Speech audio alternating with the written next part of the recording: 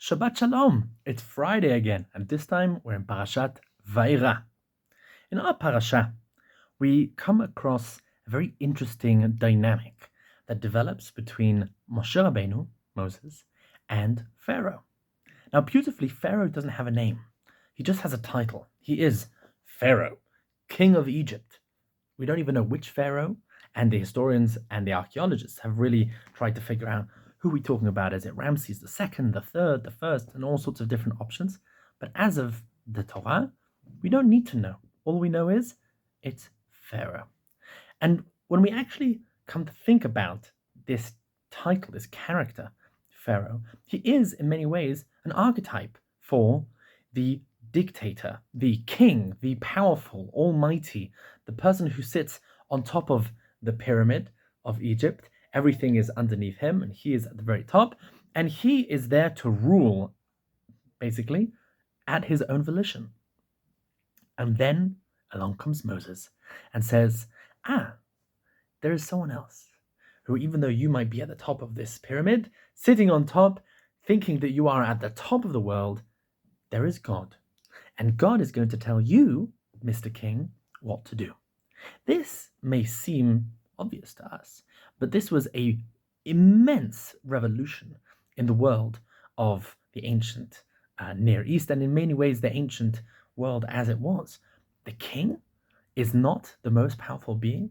The king is not God. Indeed, we actually see in our Haftarah, which we also read every Shabbat, apart from the Navi, from the prophets, we find in our Haftarah for Parashat Yayera is taken from Yechezkel, much later in Jewish history, when the Jews are also once more dealing with a pharaoh in Egypt, this time in the geopolitics of the destruction of the first temple, and the ancient Egyptians were supposed to come and help, and they didn't, and they betrayed the Jewish people, and there's all sorts of prophecies against them throughout the later prophets. We find Yechezkel saying to Paro, and interestingly enough, he describes him as the great crocodile of Egypt.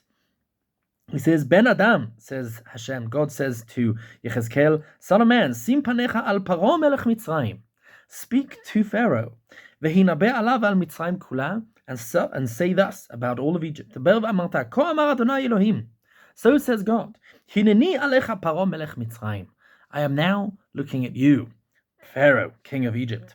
Hatanim hagadol, the great crocodile. Harovetz betoch yorav, who wallows in his Nile.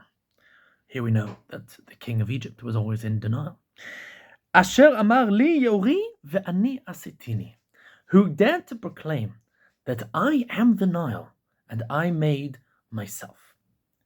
And indeed, God says, and I will punish you, and you will, unfortunately, or you will suffer, maybe not unfortunately because you deserve it, but you will suffer. And he describes that I will destroy you, and everyone, and all of the creatures of the earth will eat your carcass of this great crocodile, and you will be destroyed. V'yadu kol yoshvei Mitzrayim, and all of the dwellers of Egypt will know, ki ani Adonai, that I am God. And this in many ways reflects what we find in our parasha. When Moses goes to Pharaoh, he says to God, why would Pharaoh even listen to me? Who am I? I'm not really good at public speaking. I don't have any power over Pharaoh. And God says, that's okay, because we're here to teach a very important lesson to Pharaoh, and in many ways to the whole world. I have sent you as a Lord, in many ways representing God to Pharaoh. And you're going there with your brother Aaron.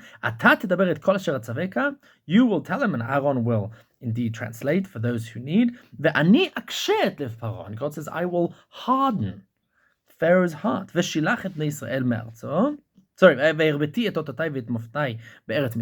And I will send many signs and plagues to Egypt, and this is indeed referring to the 10 plagues that start in our parasha. And Pharaoh will not listen to you. And I will indeed punish Egypt. And I will take my armies, the Jewish people, out of Egypt, despite his protest. And all of Egypt will know that I am God. because I will be more powerful than Pharaoh and be able to take the Jews out of Egypt. What's going on here? This is part of a very, very ancient idea that the Bible, that the Tanakh, that God with Moses is trying to combat. It used to be, as we mentioned at the beginning, that the king was the most powerful person in the world, in the country. He could do whatever he wanted. And yet, comes along the Bible, comes along the Tanakh, comes along God with the Jewish people and informs the world, no, even kings need to follow laws. Even kings need to bow before God.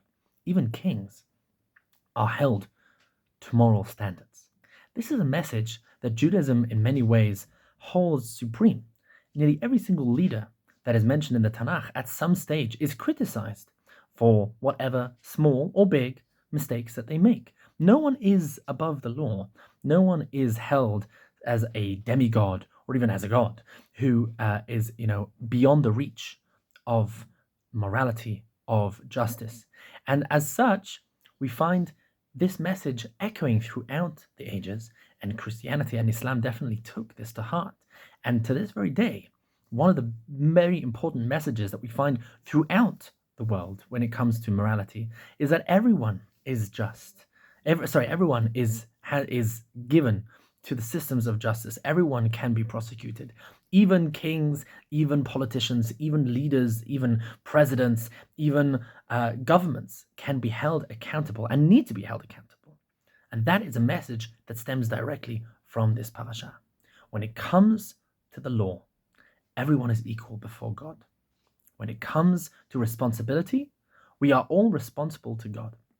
And I think this is a very important message that we can internalize today, now that we're going through a change of power in many different places in the world, with politicians rising and falling, new politicians coming in. It is we very often like to think of them as incredibly powerful, who can come in and change all of history and change the situation. We'll just need X to, come to power and they will fix it.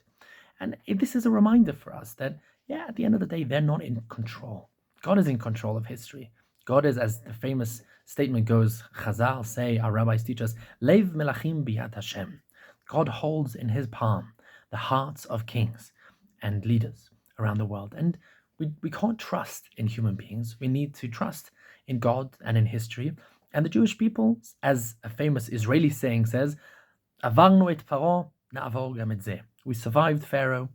We saw off all of the evil dictatorships that have followed since. And indeed, whatever we're going through at the moment, or whoever the leader is at the moment, whether we like them or don't like them, whether we hope that they will be helpful or we're worried that they will be unhelpful or potentially damaging, all of these are just another story in the history of the Jewish people.